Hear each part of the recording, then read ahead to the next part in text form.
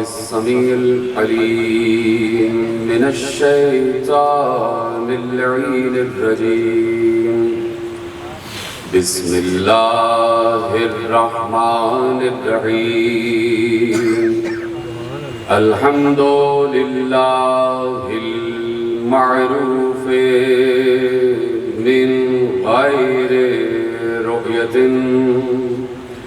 والخالق من غير روية الذي لم يزل قائما دائما إذ لا سماء ذات أبراج ولا ليل داج ولا بحر ساج ولا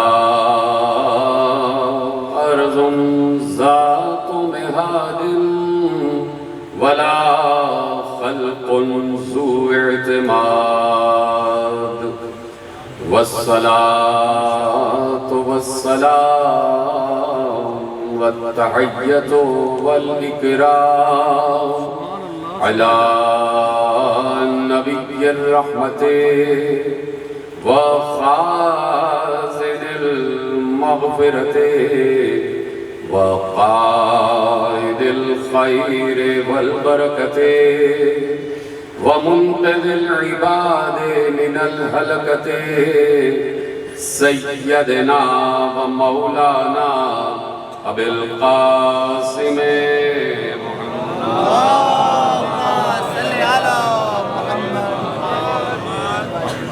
وأهل بيته الطيبين الطاهرين المعصومين المظلومين المنتخبين المنتجبين الذين أذهب الله عنهم الرجس وطهرهم تطهيرا.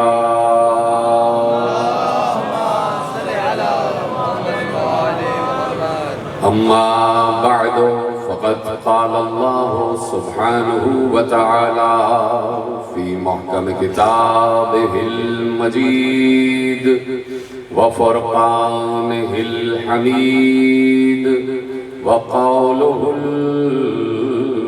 الحق بسم الله الرحمن الرحيم الله ولي الذين آمنوا يخرجهم من الظلمات إلى النور. صلوات پر محمد و آل محمد. 1447 ہجری کے عشر ماہ محرم الحرام کی مرکزی امام بارگاہ دھوبی گھاٹ فیصل آباد میں آج پہلی مجلس میں ہمارا شریک ہے. مجالس کا عنوان معارف ولایت اللہ اور اسی عنوان پر انشاءاللہ ہم اور آپ باتیں کرتے رہیں گے.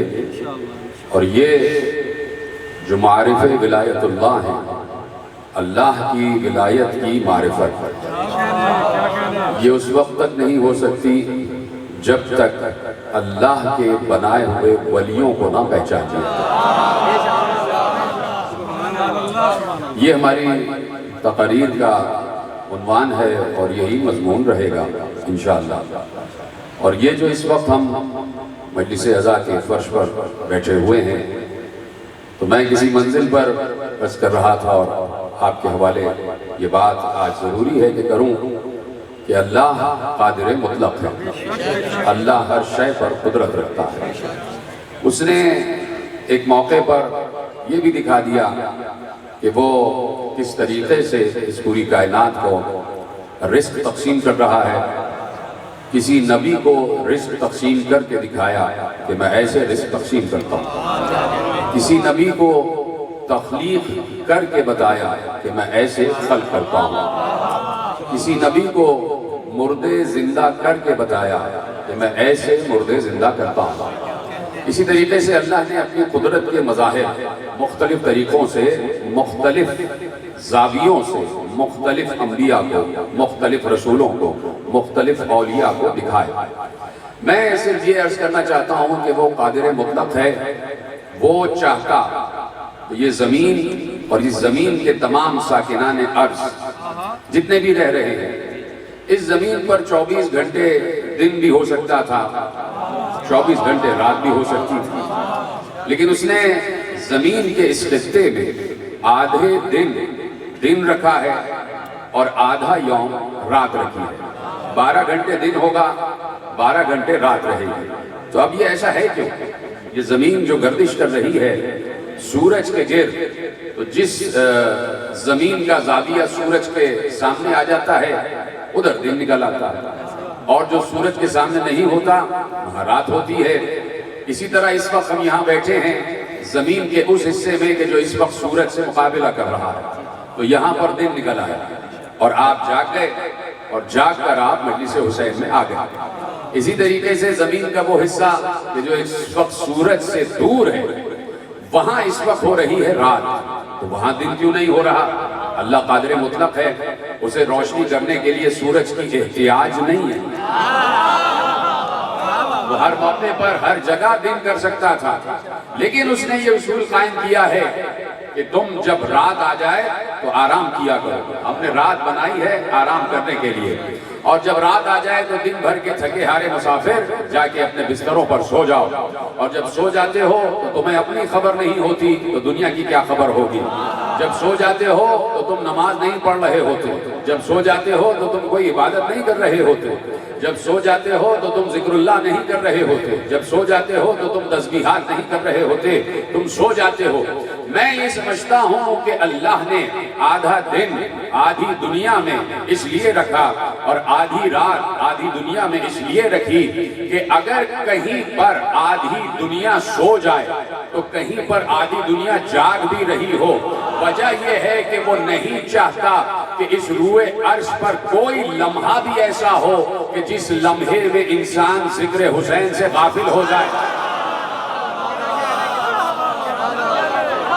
اگر آدھی دنیا سو رہی ہے تو آدھی دنیا جاگ رہی ہے۔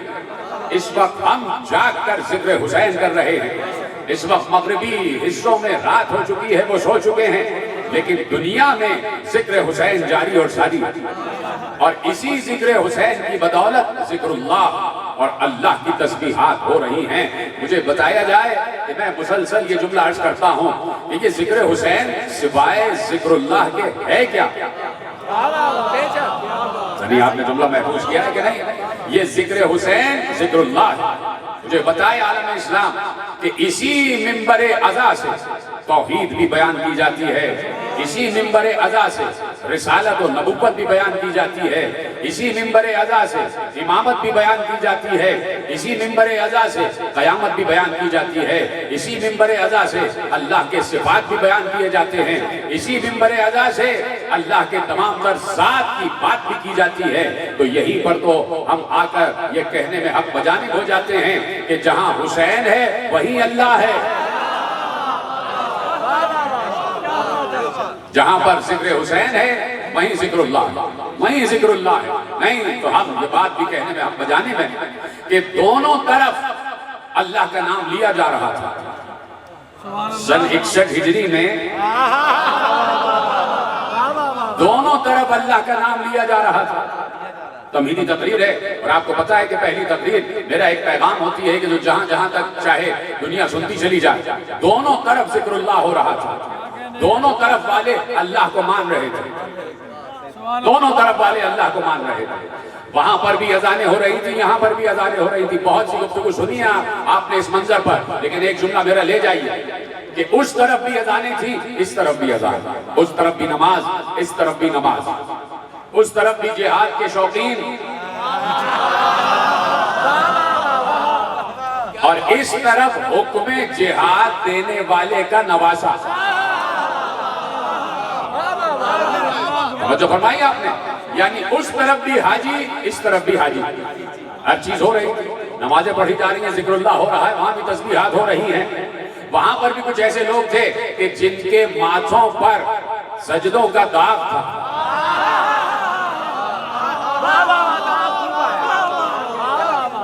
اور یہاں پر بھی کچھ پیشانیاں ایسی تھیں کہ جن کے ماتھوں پر سجدوں کا سورج چمک رہا تھا. توجہ فرما رہے ہیں؟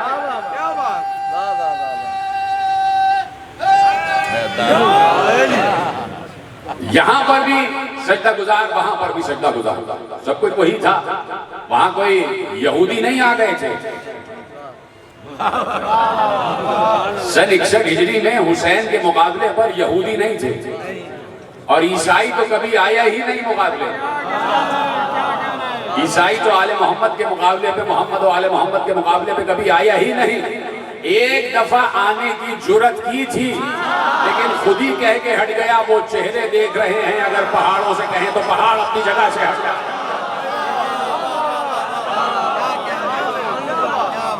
یہودی ہمیشہ سے مسلمانوں کا مخالف رہا، رسول کا مخالف رہا. جا کے پڑھیے کہ جہاں لکھا ہوا ہے کہ رسول کی آمد سے پہلے ہی یہودی چونکہ اپنی کتابوں میں پڑھ چکے تھے نشانیاں پیغمبر آخر کی، تو اب رسول کی آمد سے پہلے ہی انہوں نے وہ انتظامات کیے ہوئے تھے کہ رسالت مآب اس دنیا میں نہ آ سکے، اور اگر آ جائیں تو ہمیں معلوم ہو جائے، اور جب معلوم ہو جائے تو ہم ان کو شہید کر دیں، اس دنیا سے ہٹا دیں. اس لیے کہ جب وہ آنے والا آئے گا تو یہودیت کا نام و نشان مٹ جائے گا.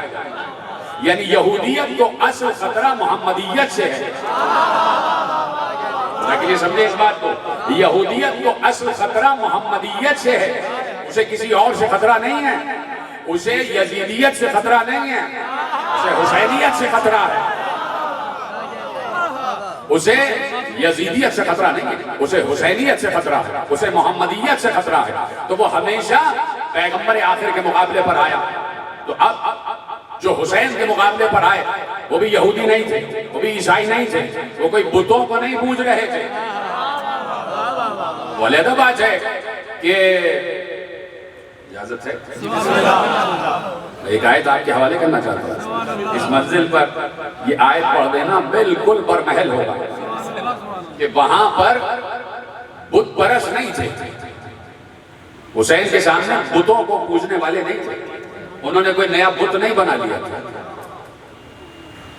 قرآن نے سورہ طٰہٰ میں آواز دی اور جناب موسیٰ کو مخاطب کر کے اللہ کہہ رہا ہے. اور بڑے تحمل سے میں آیت پڑھ رہا ہوں، اگر بات آپ تک پہنچ جائے تو مجھے بتا دیجئے، نہیں تو میں رکوں گا نہیں. یہاں اس آیت پر میں رکوں گا. میں صرف ترجمہ آپ کے حوالے کروں گا، جو سمجھ جائیں گے ان کو میرا سلام. حضرت موسیٰ کو مخاطب کر کے جب جناب موسیٰ چلے گئے اور میقات کے لیے گئے، 30 راتوں کے لیے اور 40 راتیں ہو گئیں، اس وقت اللہ نے جناب موسیٰ کو مخاطب کر کے کہا. اب موسیٰ قوم سے چلے گئے، قوم ادھر ہے اور موسیٰ دور. موسیٰ قوم میں نہیں، قوم کو چھوڑ کر چلے گئے اللہ کے بلانے پر. چاہے 40 دن ہی کے لیے کیوں نہ گئے تو 30 دن کے لیے، لیکن اللہ نے 10 راتیں اور بڑھا دی تو 40 دن ہی کے لیے کیوں نہ گئے. ایک بار جب چلے گئے تو ایک بار اللہ نے کہا قَالَ فَإِنَّا فَتَنَّا قَوْمَكَ مِن بَعْدِكَ فَأَزَلَّهُمُ السَّامِرِيُّ. کہا کہ اے نبی، ترجمہ کر رہا ہوں، اے نبی موسیٰ، تم جب چلے گئے نا، تمہارے جانے کے بعد ہم نے تمہاری قوم کا امتحان لیا اور سامری نے ایک بچڑا بنا لیا.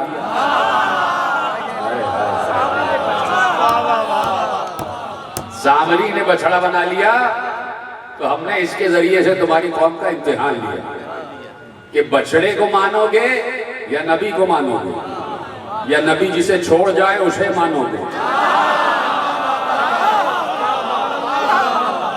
وَأَزَلَّهُمُ السَّامِرِيُّ، اور سامری نے انہیں بہکا دیا، سامری نے انہیں راہ سے بھٹکا دیا. تو اب میں عرض یہ کر رہا ہوں کہ وہاں پر بھی کوئی بت پرست نہیں تھے.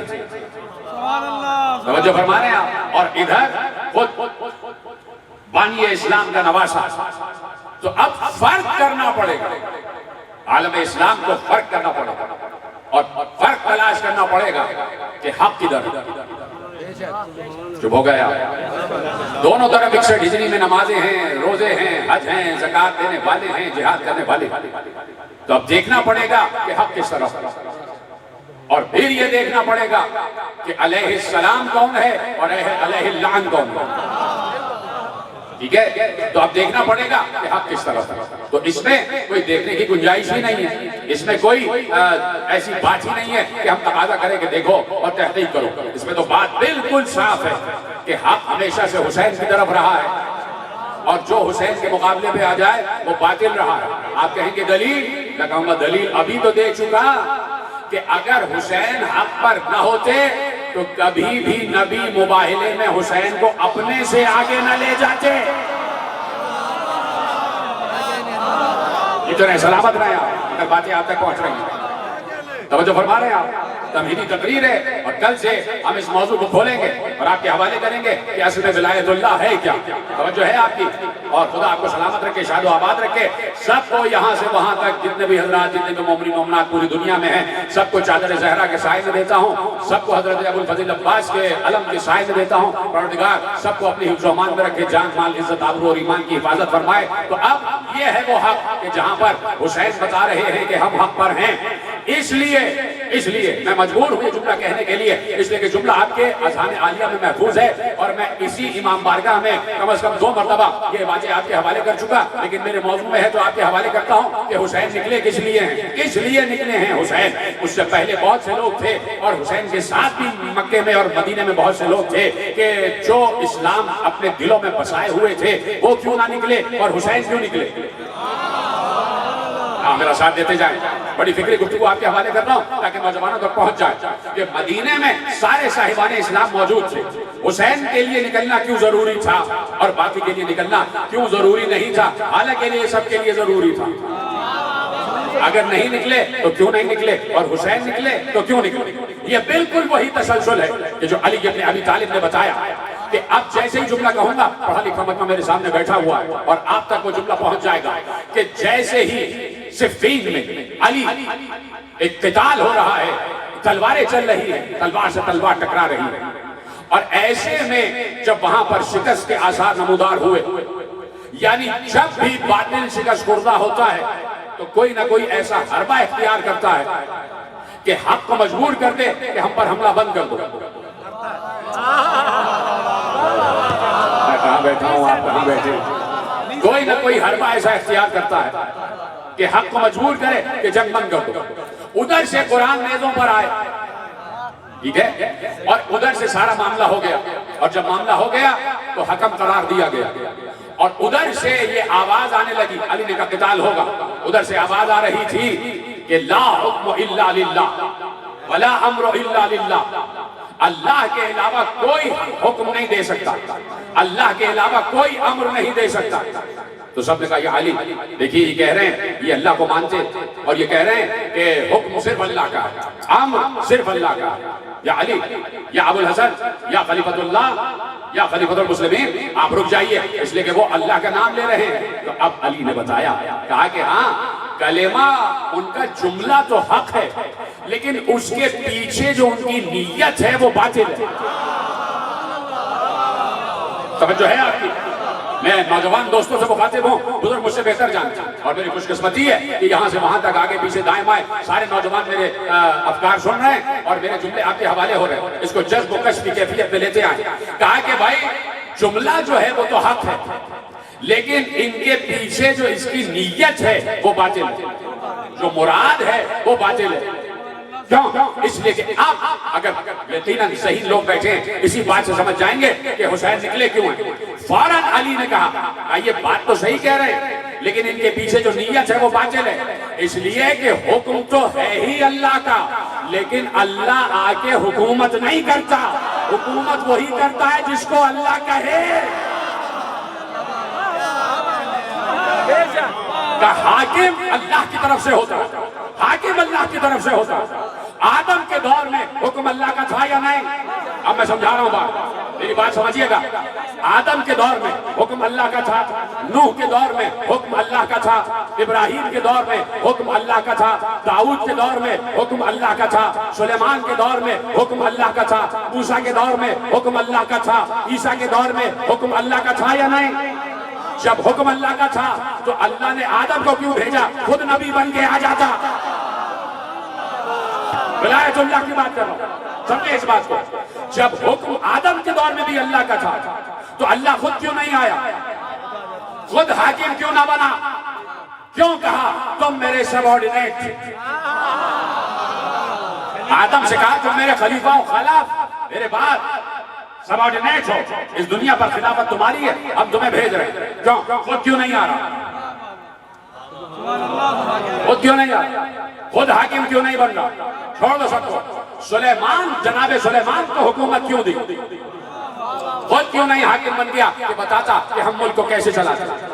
تو اب اس کو تصور کریں، اس کو یقین کریں کہ یہی طے پایا کہ حکم اور امر اللہ کا ہوتا ہے، لیکن حاکم اللہ بناتا ہے، اولی الامر اللہ بناتا ہے، اور اولی الامر اور حاکم من اللہ، وہ اللہ سے حکم لیتا ہے اور اس کو نافذ کرتا ہے۔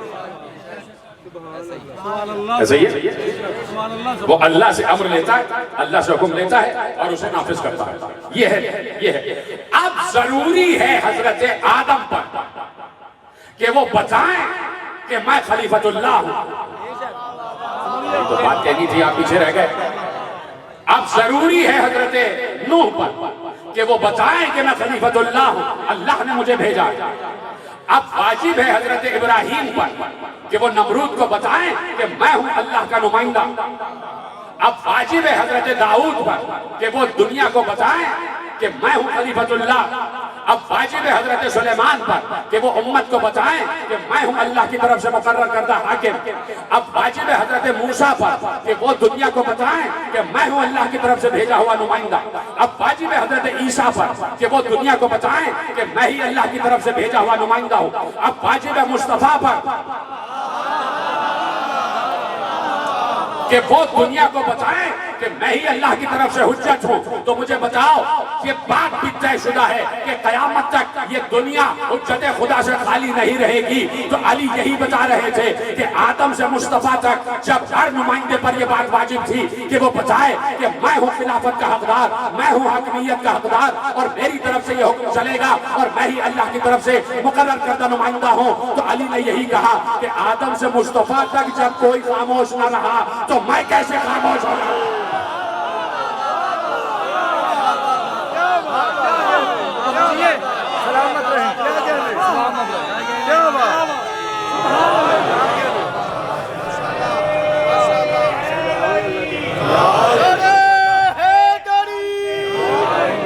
نگاہ بے دید رہتی ہے، بلائے آل سے خالی نگاہ بے دید رہتی ہے، سخی شبیر کے در پر غموں کی عید رہتی ہے، اور اگر اللہ سے ملنا ہے تو پھر شبیر کو ڈھونڈو، اگر اللہ سے ملنا ہے تو پھر شبیر کو ڈھونڈو، کیوں؟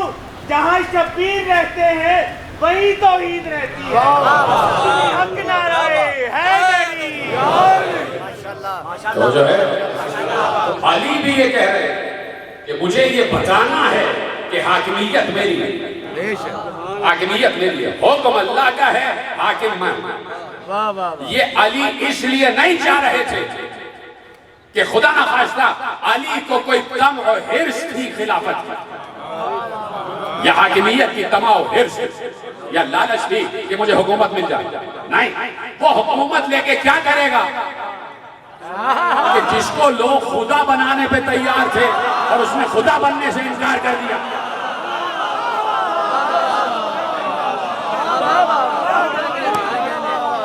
یہ جو علی کی طرف سے اقدام تھا، یہ جو علی کی طرف سے اقدام تھا، یہ اس لیے تاکہ حجت تمام ہو جائے، سمجھیں اس بات کو، تاکہ حجت تمام ہو جائے۔ کل کو کوئی یہ نہ کہے کہ ہمیں اگر اللہ کا نمائندہ بتاتا تو ہم اس کے ساتھ ہو جاتے، ہمیں کوئی اللہ کا نمائندہ بتاتا تو ہم اس کے ساتھ ہو جاتے۔ تو اب اس لیے حسین نکلے، تو سمجھئے ان کو میرا سلام، اس لیے حسین نکلے تاکہ بتائیں کہ حاکمیت ہماری ہے، اللہ نے ہمیں حاکم چنا، اللہ نے ہمیں اپنا نمائندہ چنا ہے، ہم اللہ کی طرف سے منصوص ہیں، ہم اللہ کی طرف سے مخصوص ہیں۔ اس لیے حسین نے اقدام کیا، اور جب پہنچے ہیں تو اب وہ مباہلے کا منظر سامنے ہے، مباہلے کا منظر سامنے، ادھر حسین ہے اور ادھر اگر حسین ہے تو اکیلے حسین نہیں ہے، حسین منیت رسول کی منزل پر ہیں، کہاں بیٹھے ہیں، ادھر حسین اکیلے نہیں ہیں، ادھر حسین منی وانا من الحسین ہے، یعنی حسین اگر کہیں پر بھی آ جائے، کوئی ہے میرا ساتھ دینے والا؟ سلامت رہے آپ جیسے سن رہے ہیں صبح کے اس وقت، یعنی حسین منی وانا من الحسین کی حدیث بتا رہی ہے کہ اگر حسین کہیں پر بھی آ جائیں تو حسین نہ سمجھنا محمد آ گئے، نیت کی منزل پر۔ تو ادھر تنہا حسین نہیں تھے، ادھر پورا لشکر مباہلہ تھا، یعنی حسین کی شکل میں محمد بھی تھے، علی بھی تھے، بنت رسول بھی تھی، حسن بھی تھے۔ اور میرے عزیزوں ادھر تو مسئلہ یہ ہوا کہ صرف 5، بھائی مباہلے میں صرف 5 تھے کہ جو سچے تھے، ادھر تو حسین چھانٹ کے 72 لے کے آ گئے۔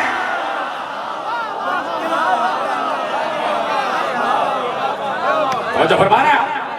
تو اب ادھر ایک مباہلے کا منظر کہ حسین آ گئے اور حسین نے میدان جہاد میں شیشہ پلائی ہوئی دیوار کی طرح مضبوط ہو کر، شیشہ پلائی ہوئی دیوار کا مطلب تو سمجھو، کہ کون ہے شیشہ پلائی ہوئی دیوار؟ جو فرما رہے ہیں آپ اپنے برابر والے سے پوچھ لیجئے گا کہ شیشہ پلائی ہوئی دیوار کو عربی میں کیا کہتے ہیں؟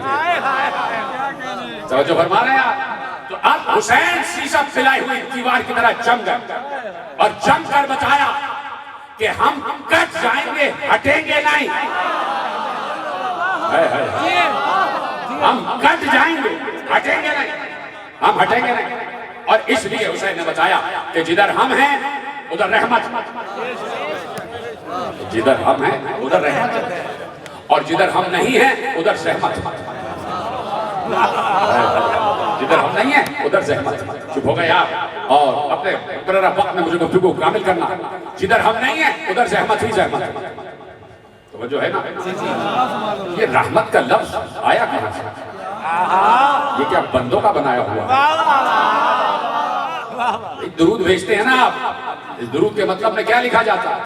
اللہم صلی علی محمد و آل محمد، پروردگار درود بھیج محمد و آل محمد پر، تو درود کا لفظ آ گیا۔ تو درود کا مطلب کیا ہے؟ کہ بھئی درود کا مطلب یہ ہے رحمت بھیج، یعنی آل محمد و آل محمد کی، محمد و آل محمد کی رحمت میں مزید اضافہ کر، یعنی وہ ہیں تو رحمت لیکن اور بھی بڑھا دے، اور بھی بڑی رحمت کر دے۔ اسی لیے مسلسل قرآن کہہ رہا ہے وَمَا أَرْسَلْنَاكَ إِلَّا رَحْمَةً لِلْعَالَمِينَ، ہم نے آپ کو صرف اور صرف رحمت بنا کر بھیجا۔ اور اے نبی ہم نے آپ کو پاکستان کے لیے صرف نہیں، ہم نے آپ کو مکہ مدینے کے لیے صرف نہیں، ہم نے آپ کو حجاز و یمن کے لیے صرف نہیں، ہم نے آپ کو وہاں تک رحمت بنا کر بھیجا جہاں تک ہم رب ہیں۔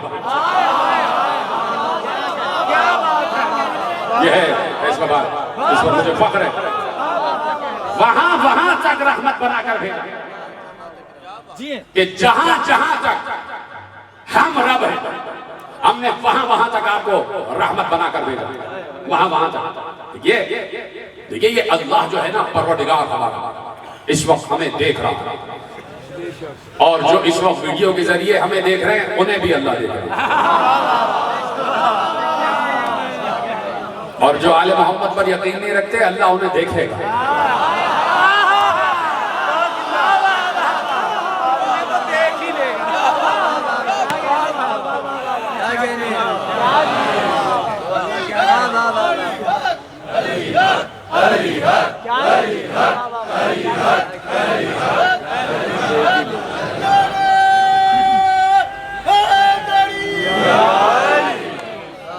توجہ ہے نا آپ کی؟ اس وقت پوری کائنات اس کے مشاہدے میں وہ سب کو دیکھ رہا اور مسلسل دیکھ رہا، کہیں بھی اس کی نظر ادھر ادھر نہیں ہٹتی، حالانکہ ہماری طرح کی اس کی نگاہ نہیں ہے، ہماری طرح کے کام نہیں ہے، لیکن سنتا علیم ہے، سب سے زیادہ علم رکھتا ہے، بس علم ہی وہ رکھتا ہے، بلکہ وہ علم رکھتا نہیں، وہ ہے ہی علم۔ کوئی بات ہوگی آگے آنے والی